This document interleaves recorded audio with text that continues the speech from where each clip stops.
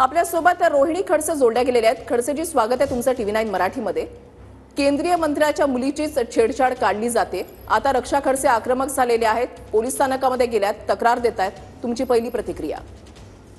आपण संपूर्ण महाराष्ट्रामध्ये जर बघितलं असेल तर महिलांच्या छेडखाणीचे प्रकार हे मोठ्या प्रमाणात वाढलेत। पण आज तर कळसच म्हणावं लागेल की एका केंद्रीय मंत्र्यांच्या मुलीच्या बाबतीमध्ये हा प्रकार घडलेला आहे, ज्यासाठी गेल्या 2 दिवस आधी तक्रार नोंदवल्यानंतर पण 2 दिवस कारवाई केली जात नाही आणि त्याच्यानंतर कारवाई होत नाहीये म्हणून केंद्रीय मंत्र्यांना पोलीस स्टेशनमध्ये जावं लागतंय। ही आज महाराष्ट्रातल्या महिलांच्या सुरक्षिततेचा प्रश्न हा आज ऐरणीवरती आलेला आपण बघायला बघतोय।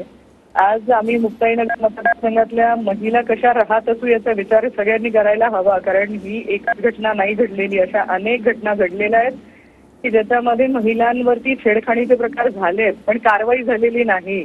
यांना एवढं राजकीय पाठबळ कुठून मिळतंय, ते कोणाचे कार्यकर्ते हे पण पोलिसांनी शोधणं गरजेचं आहे। जेव्हा त्यांच्यावरती 2-2 दिवस कारवाई होत नाही म्हणजे त्यांना कुठलं तरी राजकीय पाठबळ मिळतंय ना, कुणीतरी पाठीशी घालण्याचं काम करतंय। महिला आणि मुलींसाठी जर इतकं असुरक्षित वातावरण असेल तर याला जबाबदार कोण तुम्हाला वाटतंय? गृहमंत्री आणि गृह विभाग आपण या सगळ्या गोष्टींना जबाबदार धरायलाच हवं, कारण पोलीस यंत्रणा जर सतर्क असती तर याच्यावर लवकरात लवकर कारवाई झाली असती। एका केंद्रीय मंत्र्यांना पोलीस स्टेशन पर्यंत जाण्याची वेळ झाली नसती। पण मी सांगितलं तसं की 2 दिवस आधी ही तक्रार नोंदवल्या गेलेली आहे, आज नाही नोंदवल्या गेली, 2 दिवस आधी। आणि 2 दिवसांमध्येही पोलिसांकडनं कुठलीही कारवाई करण्यात आली नाही। त्या उन्हाळ टपोरी मुलांना अटक सुद्धा करण्यात आली नाही। मग कसलं पाठबळ दिलं जातंय, कोण त्यांना पाठीशी घालतंय आणि जे पाठीशी घालतायत त्यांच्यावरती कारवाई का नाही केली जाऊ शकत?